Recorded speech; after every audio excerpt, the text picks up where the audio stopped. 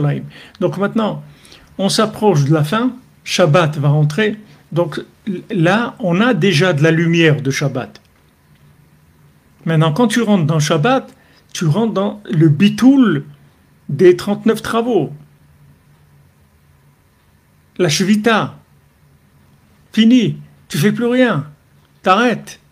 Maintenant, tu chantes, tu danses, tu fais des bons repas, tu étudies, tu pries, c'est tout. Mais c'est fini. Ce monde, il est terminé. Tu rentrais dans une autre façon d'être, complètement. C'est Shabbat.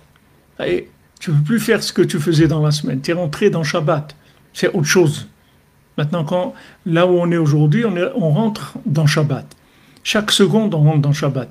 Donc, Rabbeinu aussi, il rapporte dans l'écouté Moran que les repas de Shabbat, ça a la force de détruire nos ennemis. Parce que Rabbeinu dit, les Hashbit, Shabbat, c'est les Hashbit. Les Hashbit, ça veut dire aussi détruire. Les Hashbit Oivai. Comment il dit là-bas, Rabbeinu, les Hashbit Oivai, il y a un autre mot aussi qui rajoute, de détruire les ennemis par le Shabbat, par les repas de Shabbat. C'est-à-dire que maintenant, quand tu fais le repas de Shabbat, ça amène une telle lumière que ça élimine les clipotes. Pourquoi, comme vous avez dit tout à l'heure, clipotes, elles s'accrochent?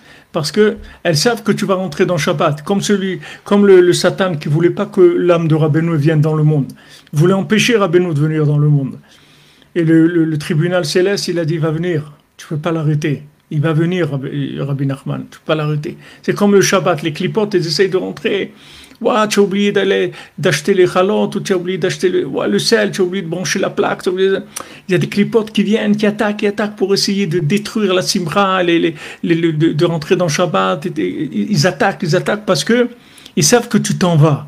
Rabbeinu dit que toutes les mitzvot que tu fais dans la semaine, il y a des clipotes avec toi.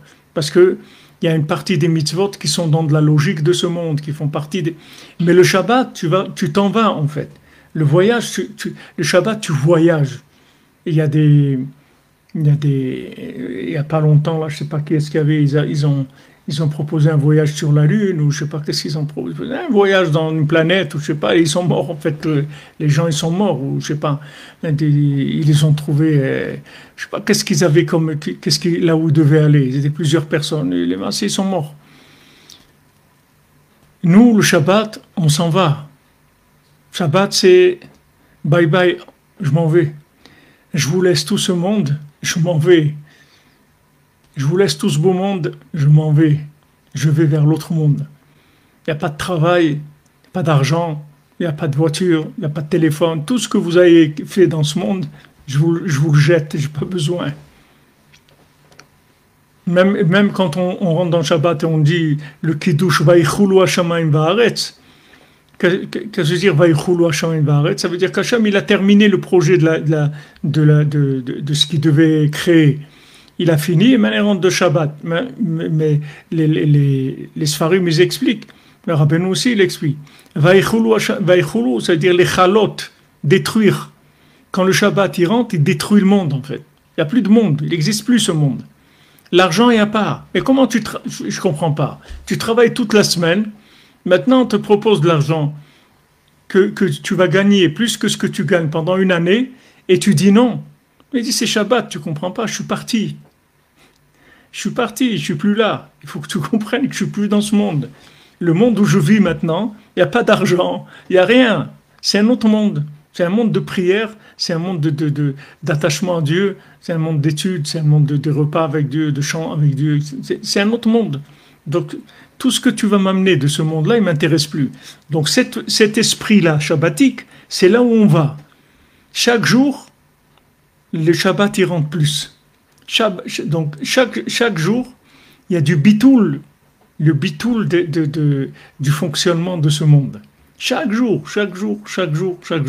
Et ça fait des transformations dans le monde. Quand ça a commencé le Covid, vous voyez que le monde, il a commencé à changer. Allez, le Covid, un truc, et voilà, maintenant, on se trouve bientôt 4 ans après 3 ans et demi après le Covid. Vous voyez où on est aujourd'hui par rapport avant le Covid. Le monde, il avait l'air tranquille.